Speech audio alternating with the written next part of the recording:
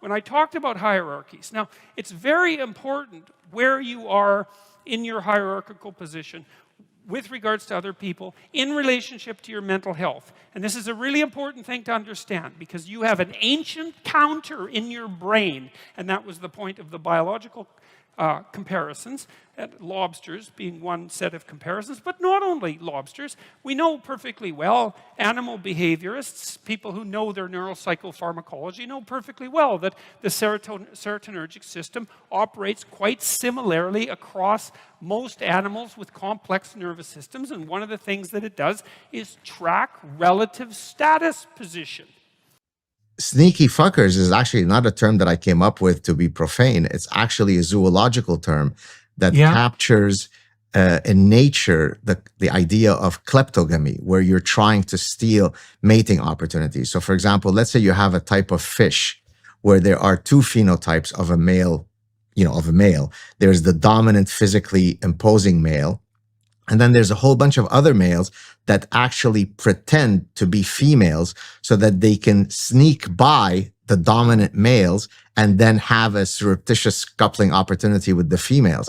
And that became known as the sneaky fucker mating strategy. And so in the parasitic mind, I argue that male social justice warriors are instantiating a form of sneaky fucker strategy, right? Look, I'm very sensitive. I hug trees. I cry when I watch Bridget Jones' Diary. See, I'm not, you don't have anything to be afraid of. And then hopefully that can allow me to have access to some willing and available females. So do you know their literature on orangutans?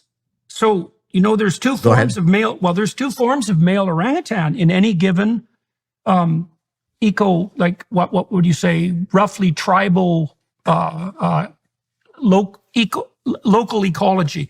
So there's one form of male develops, he's like the quarterback orangutan.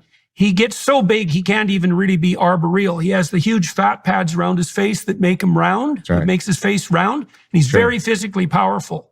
And the females come to him to mate. But then there are other male orangutans in the same area that for a long time, anthropologists, primatologists thought were juveniles.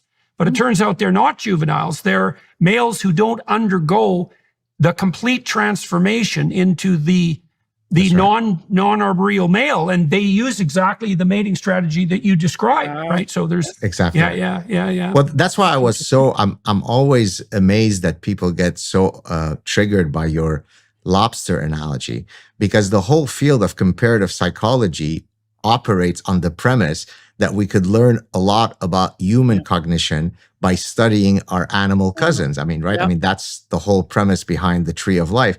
So I don't really see why someone would be so triggered by the fact that you use the dominance hierarchies of lobsters to then make certain points about human society. There's a whole field called comparative psychology that does that. So to me, the people who are coming after you for those kinds of analogies between us and other animals are simply displaying their ignorance, right? Exactly. Have you ever heard of data brokers? They're the middlemen and the IRS. VPN also protected with the best VPN money.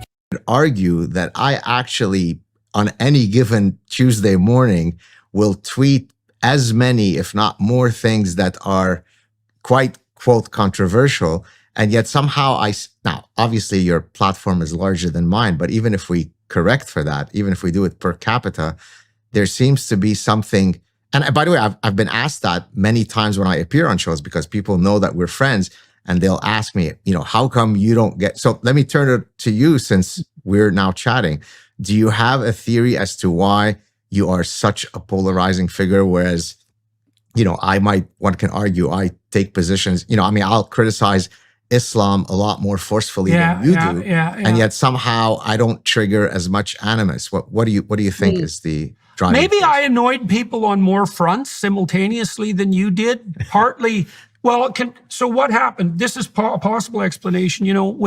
When things first blew up around me in 2016, I already had 200 hours of lectures on YouTube, so I was pilloried as a right-wing demon, essentially, by the sorts of people that we're discussing who like to do that sort of thing to hide their own character, let's say.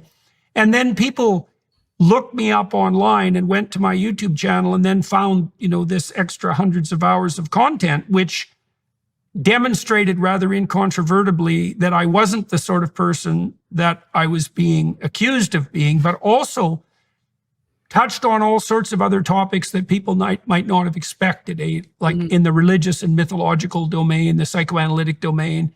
And so I think the fact that I had that story, telling them how to behave.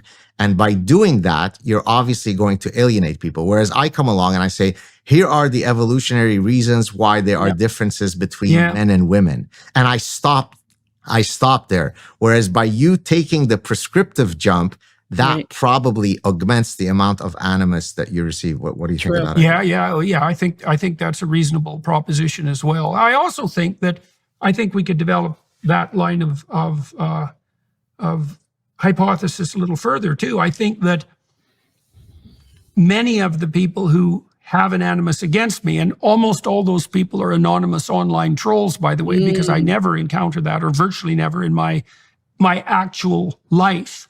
Quite the contrary. I think they're very, very irritated that my simple-minded prescriptions, like take some responsibility for yourself and don't play the victim because it's not good for you or for anyone else.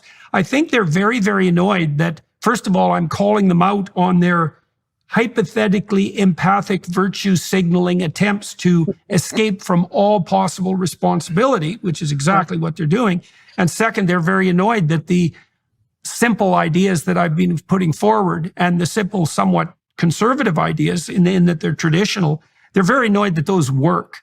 And then they're also annoyed because I have this very deep interest in religious issues that also, grates on people to some degree. And this is something you and I are going to talk about because it overlaps with our interest in mimetic ideas, because religious ideas are mimetic ideas for better or worse, and we can talk about that. So, and then I think I'm also probably enabling, to the degree that I'm enabling young men and speaking to them about the virtues of their ambition instead of dismissing them as pathological, patriarchal oppressors.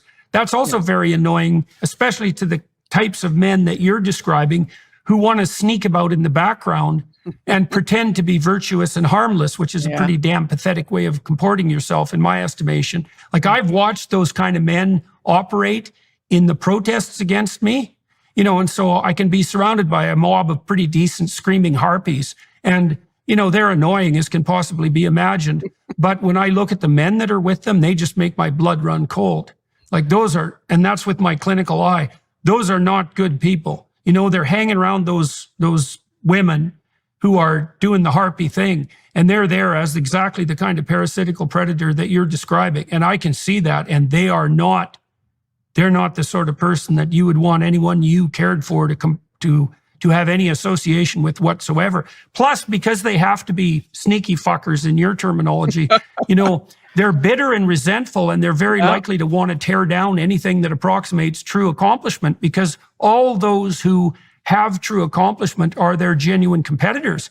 And that's partly why I think the radical left-wing authoritarians go after merit so assiduously, is that, they operate on a completely non-meritorious basis, and it's in their best interest to present merit itself as a falsehood to take out their sexual competitors. Interesting. Indeed. So I'd love to hear from you.